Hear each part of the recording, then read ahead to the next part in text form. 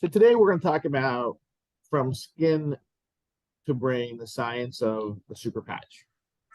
And this technology has been 14, 15 years in the making of research and development, iterative processes. There has been an incredible product roadmap that's gotten us to today, and we're going to talk about all of that, but we're really going to talk about the underlying science, the underlying theories and mechanisms that allow us to have such a profound technology.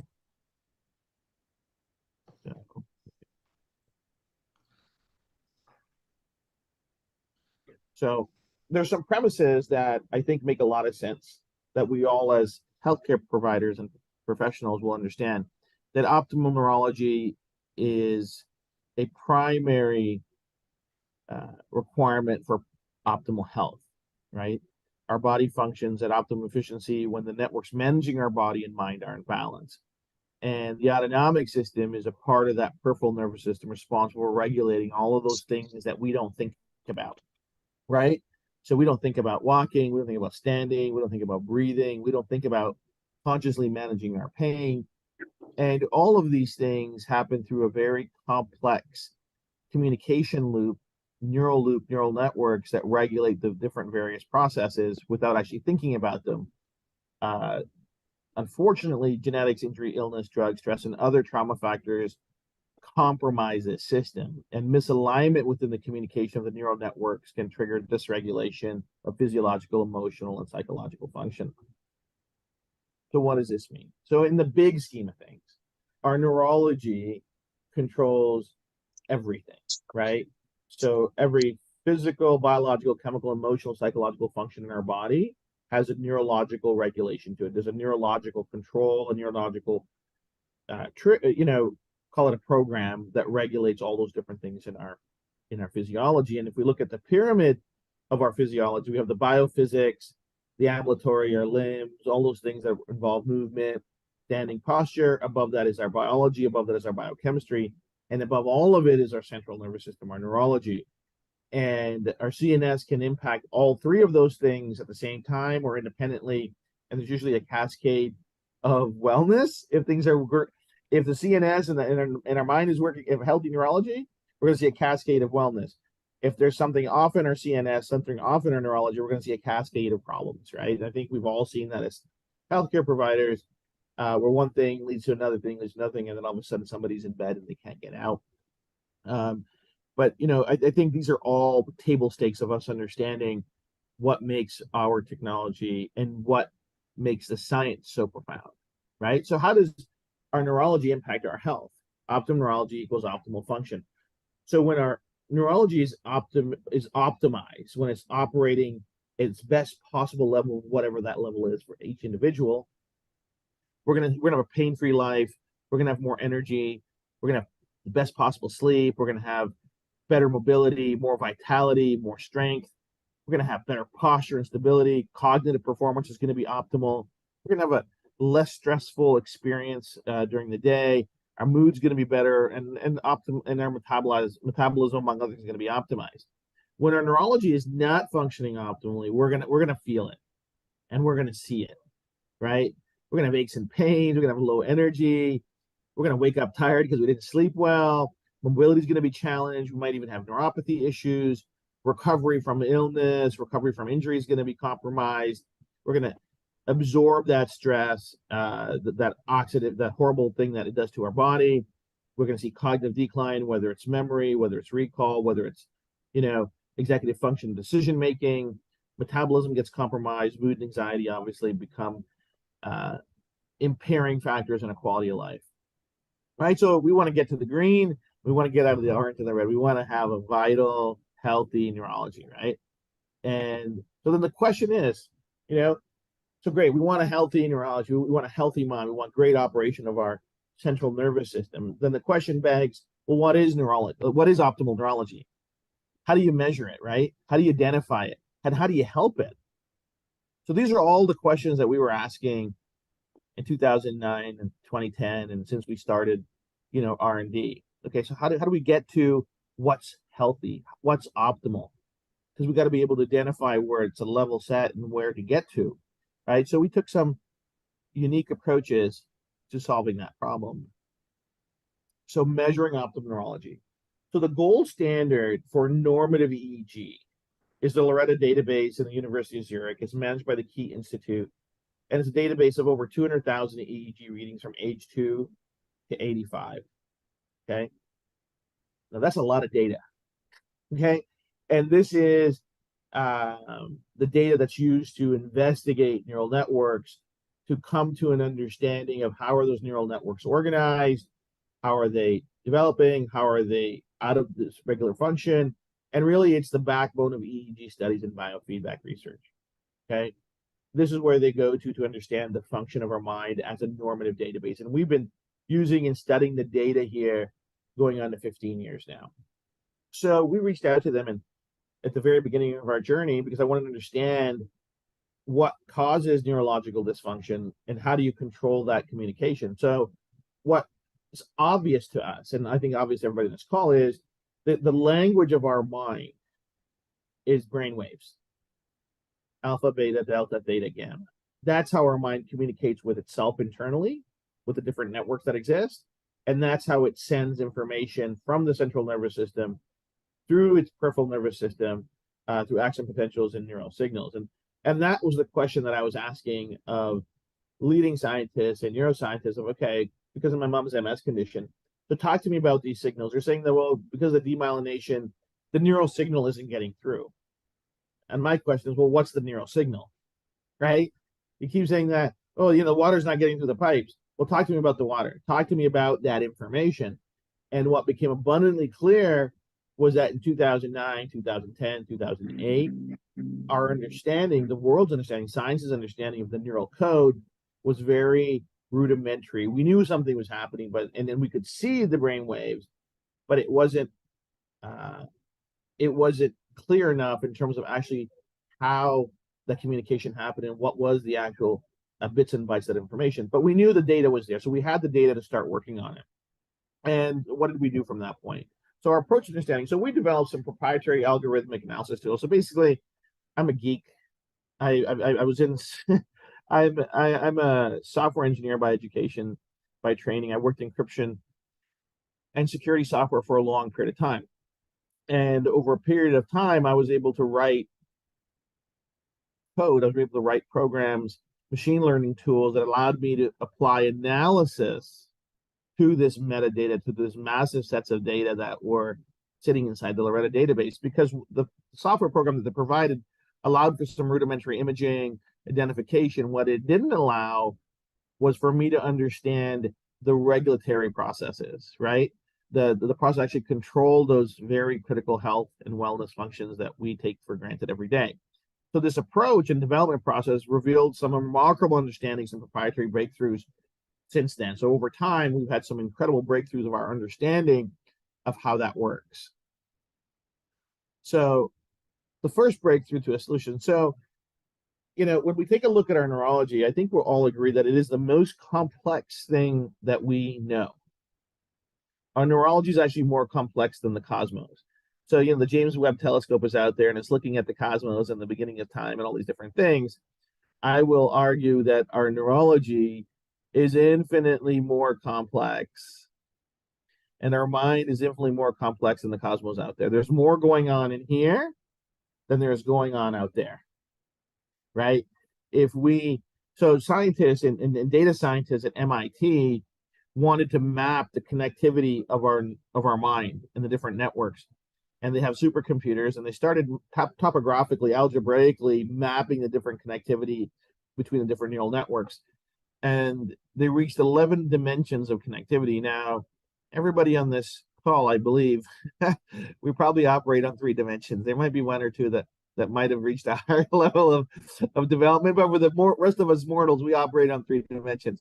Our mind, what we can show through scientific topography mapping, is operating at 11 dimensions of connectivity. That just gives you an idea of how powerful it is. And it's doing this instantly all the time from the minute that we're born. Probably before we're born, but we only measure it after we're born. And so what I was looking for was a neurodevelopment sequence. So the theory was this: we go from a neural groove, a microscopic thing, and we develop it in the most complex thing that we know, which is our neurology. This happens in 9 months. So my theory was there's got to be a development sequence. There needs to be a blueprint of this development, right? The neurology is developing. It's telling itself what needs to happen. The neural groove becomes our brainstem. The brainstem becomes central nervous system. The spinal column pops out, and all this amazing neurology in peripheral nervous system completely develops in 9 months. There has to be a blueprint, and that blueprint's going to be expressed, has to be expressed as brainwaves because that's the language of the mind. So I was looking for this development sequence, right? And over a period of 3 years, we finished the coding. In another 3 years, we were able to find the neurodevelopment sequence that I believe leads to the development of this different autonomic functions that we take for advantage. So this is proprietary information. This took years and years to find and develop and to fine tune. We don't share this information because this really is the core understanding and intellectual property that we have. So, but that wasn't enough. So once we understand that we have this blueprint, this development sequence, we have to agree that there needs to be a regulatory process that controls that blueprint. It's like having a blueprint for a house. Great, we got a blueprint for a house. We also need a site supervisor to make sure that's being built the correct way. Our neurology might, and this is all thinking like an engineer, that, yeah, we have this code is doing a bunch of calculations, but there needs to be a checksum to make sure those calculations are happening correctly. And that's what the next development was, the next breakthrough was a neuroregulatory process that if there's these development sequences, there also need to be regulatory processes that govern the development of these sequences. And we were able to decipher and decode these processes as a set of complex neurosignals. Again, another few years of development in R&D over the last, not few years, 12 years, to develop these and to deduce these different regulatory processes for things like pain management, sleep management, mobility, vestibular response, stress management. All of these have neuroregulatory processes that we've deduced that are set of very complex sine waves that we've deduced that regulate these different processes. And this is because of the software that we developed. This is because of the R&D that we've developed. And this is because of the measuring and the evaluation that we can do with generally accepted products out there. So when we measure this change and we measure these things, we're using, number one, the data that's already there. But when we measure it against new data, we have this comparative that shows us the changes that we're making. So we use FDA registered EEG sets. We use FDA registered software to prove our concepts. So how do we fix it? So remember we talked about at the beginning that these programs, these neural networks get stuck, compromised, damaged. And the reality is, so how do we assist those? How do we correct them and get them back to factory reset? How do we get them back to operating at a normal function or an optimal function, right? And the best way to do that, to correct neural signals, would be generate a non-invasive process that could greatly compensate those dysregulated signals, right?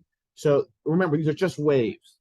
And if we want to influence waves, we have to rely on interference, wave interference. It's just interference math. You have constructive interference and you have destructive interference. Constructive interference is when you can introduce a new signal to a previous signal, just waves, that'll help correct or amplify its function.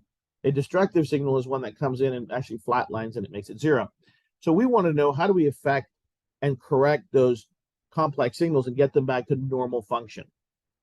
And the best way that we figured out was to generate compensatory signals to do that. So how do we do that? What options do we have? So how do you generate compensatory signals to our body? We can send electrical shock through our system. Hopefully that might do something. It's quite painful. There's new developments of transcranial stimulation. Many of you might have seen that, where they put a headset on your head and they're blasting frequencies into our cranium, hoping to reset something. There's neurofeedback technologies where you're watching things and the information is coming through your mind and you're doing different activities, trying to retrain and trigger neuroplasticity. There's invasive processes where, neural implants are planted into our body, into our spine, into our skull, or into our vagus nerve to stimulate to get a response. But the reality is our body is already receiving tons of information through our peripheral nervous system without any extra energy. So our eyes are receiving information, right, photons of light are coming in, and magically our neurology, our mind is organizing those photons into images, and it's stereophonically, coordinating the sound that's coming together. I mean, we're already doing some magical things with our sight and our sound, but there's an immense amount of information also coming through our skin. Our skin is one of the largest organs in our body. It used to be the largest organ. Now they found another set of fascia underneath our skin, which actually connects all of our different organs together. Now that is the largest organ that they decided. But the skin is pretty pervasive in terms of sending information to our mind. And that's what we looked at in terms of how do we send signals to our mind. So, our goal was, can we do that? Can we send that signal to our mind? And there is a ton of research out there that says that haptic perception, vibrotactile stimulation, would reduce the flight or fight sympathetic response when it isn't needed, allowing the body to rapidly restore to its natural homeostasis or balance, right? And so what's great is, Susan, at the end of this presentation, I'm going to send you this deck, and it's got all the research reference at the back, so everything that I say. So for all of us keeners out there that like to read it, you guys can have a blast. It makes for a wonderful weekend of reading those 67 research papers. But what it does is that these are things that we might or might not know, we can take for granted. But this research already says that, hey, skin stimulation can really affect our neurology, right? So this is what we started evaluating and started looking at. And so there's a couple of things that we're harnessing. We're harnessing sensation, we're harnessing perception. And research has expanded on this idea of haptic perception and proposed a more extensive theory called the pattern theory of haptic perception. This theory explains how the brain interprets information from the entire somatosensory system as a whole. So it says that when we feel a sensation on our skin through a specific pattern of nerves that are activated, it's eventually decoded by the brain. So basically, it's proposing that the different skin cells, the different free nerve endings, the different receptors can collaboratively generate very complex signals that are interpreted by our mind. And this theory was first hypothesized as a study on pain and its perception, but it's expanded beyond that our brain can actually recognize very specific patterns and combinations of receptors, and that there are no unique or specific circuits for any distinct sensation. So in English, what that means is our mind will recognize any sensation once it's perceived it, no matter where it is specifically on the body. So in layman's terms, if somebody pinched you on your hand, on your arm, you would also feel the same sensation if somebody pinched you on your back. At a higher level, if we were all in the room, we did an experiment, Susan, you and I've talked about before. If we were sitting side by side and I said, hey, listen, close your eyes for a minute and put out your hand. And I drew the number 8 on your hand and asked you what I drew on your hand, you say, well, you drew the number 8. Now think about that. Somehow your skin was able to perceive that slightest touch and send the neurosignal for the number 8 to your mind. And your mind will recognize that 8. It would say, oh, that's the number 8. This is what it is. And all the relationships we have with that number, doesn't matter what we do. It could be 4, could be 3, could be A, could be B, could be whatever. And our skin will be able to coordinate that information, send it instantly to our mind to recognize it, right? Just like if your eyes were still closed and I put this pen in your hand and I say, what's that? You'd say it's a pen. So our skin's ability to send complex signals to our mind, which can recall, decode, interpret it, is unlimited. What we're sending with our patches, so here we have our patch. So I'm going to pull this up the screen. So with our patch, we see those ridges on it, okay? Those ridges are very precise. And when they come in contact with our skin, they're also, instead of the number 8, they're sending this signal. This signal is already pre-programmed in our mind, okay? Because our pain regulation is already pre-programmed. It's the same for all of us. And so all we're doing is reproducing the normative signal that we need for optimal pain performance. If this was the pain patch, this is the defend pad, actually. So that's what we're doing. We are restoring the normative neurological function through skin sensation. And it's not our science that's saying it. This is science that's Nobel Prize winning stuff. So let me get to that. So what we did is we hacked and harnessed haptic perception. And so we used neural decoding of the human haptic response. So first we figured out what the code needed to be, what the signals needed to be. Then we figured out how to send those signals through our skin.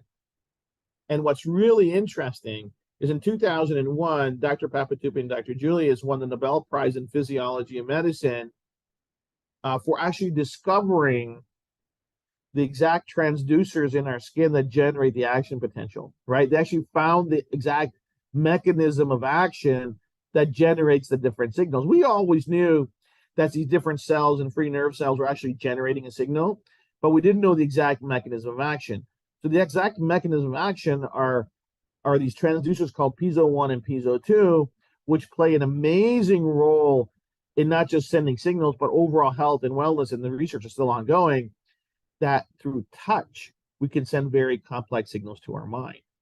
So this was a breakthrough. This gave us even more clarity of how to channel and organize our products to deliver more efficacy. This is why we went from possibly having 2 or 3 patches to having 11 and more on their way, because we can actually really precisely build some very complex patterns and complex stimulation responses.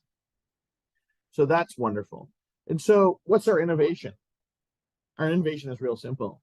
Every bodily function has a neural code, including breathing, walking, balance, pain management, stress, sleep. I mean, you name it, there's a neural code that controls it. These codes get damaged or stuck for a million reasons, right? It leads to poor health, poor wellness, poor performance. The ridges on the patches are like QR codes that help repair those neural codes, allowing our body to operate at our mind and body to operate at the highest level. All of the patches will have a unique braille pattern on there. So what we've developed is braille for the brain. Each patch triggers a different response on our skin that's interpreted by our mind, which corrects compromised signals. As soon as those compromised signals are repaired and restored, we started seeing an immediate cascade of benefits. And because there's no ingestion involved, because there's no delayed involved, because our neurological system operates almost at the speed of light, the response is immediate. This isn't try it for 30 days, you're going to feel something. You're going to feel the benefits very quickly. So what does it mean? So we call our technology vibrotactile trigger technology. And so here's our mind. So this is actually an image from a brain mapping tool that we have. You put the EEG set on, you look at the, so here's a brain that's having some neurological dysfunction. It's hyperactive. It's hypo in some other places, but mostly it's hyper. It's outside normative operation. We put the patch on. This is with the Liberty patch. We put the patch on, and we see overall neurological homeostasis. Reset that mind in seconds. This is not days. This is seconds, right? And we know that neurological homeostasis is going to lead to physiological homeostasis. So this is why this is so important. And this is why this is so powerful, because we finally have a tool that can start at the top of our wellness, which is our neurology, and then work down. We have a top-down solution that can impact our biology, chemistry, and physiology. Simple. People say, how does it work? It's great. You take a patch, it triggers a response, it affects our body and the central nervous system, and then we feel the difference. What we've been able to do is take a very complex and very profound science and make it into an elegant solution that's drug-free, that's safe, doesn't have side effects, it's easy to use, that's friendly, that's affordable, right? So those are all the key things. And what we've done to validate all of these claims is we've done a number of studies and more on the way that validate the efficacy of our technology, because as healthcare practitioners, we understand that we need to be able to validate the claims that we make, right? So this isn't saying, hey, trust me. This is like, we've done the work, we've invested in the R&D, we've invested in the proof of it and the validation of it. So we can say we have improved power and strength. We can say we have improved balance stability. We can say we have improved pain and discomfort management. We have improved neural wellness. We have improved sleep. We have improved cognitive performance. We can say all these things because we've done the work and done the science and done the research to validate the claims that we make, which gives us an undeniable opportunity and unassailable advantage in the world of marketing, right? Because we've spent 12, 15 years making the best possible product. To make it the best known, these are table stakes. These are things that need to exist, of validation, proof, right? Because we all know that healthcare practitioners are not going to recommend a product that they can't say, hey, by the way, the study's been done, it's safe, it's valid, and it's registered, right? And so what is that? Why is that important? So these are just some fun facts. Our Liberty Patch is a $1 million patch that could help anyone live longer. The studies show that the Liberty Patch technology improves strength and balance. Enhanced balance and grip strength are recognized as biomarkers for longer living. They're actual proven biomarkers for longevity. So Liberty Patch really is a new frontier in the battle for vitality, energy, and longevity. Live longer and healthier now and reverse aging with Liberty Patch. So this is what happens. You put the Liberty Patch on, our balance stability improves by 31%, and our grip strength improves from 10 to 20%. Instantly, in seconds, not a week, not a month, not a year later. No, you don't have to change your nutrition, you don't have to change your diet, you don't have to change anything. Your lifestyle, immediately your biological age reduces. Nothing in the world does this.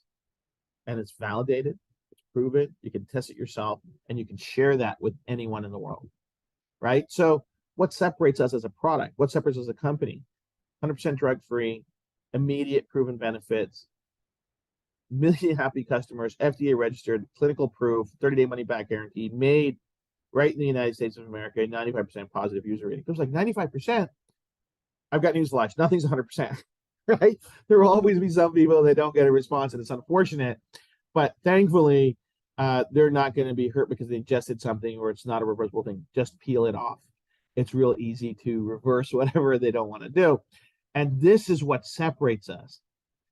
So we've got solutions for pain, for sleep, for energy, for stress, for mobility, for athletic performance, for metabolic response. Every single patch from an economic model is hundreds and hundreds and hundreds of millions, if not billions of people that need that solution, right? So, and they're easy to use, they're easy to recommend, they're easy to store, they don't expire. So we don't get into a challenge of saying, oh, you know what, if I don't eat these vitamins, they're going to expire. We don't have that case, right? They're easy to ship, they're easy to transport. If we have clinics, they're easy to store. They don't take up a lot of space to have a super patch corner. A lot of people are getting these little spinorama things. They put all the patches on. It looks pretty cool in their clinics because they can show them the product, they can show them what it does, and it's really like Christmas. Here's all the different references. But Susan, I'll make sure you get a copy of this for you as well as you, Sterling, and then you're more than happy to share that with your colleagues and different things. So I'm going to stop right there.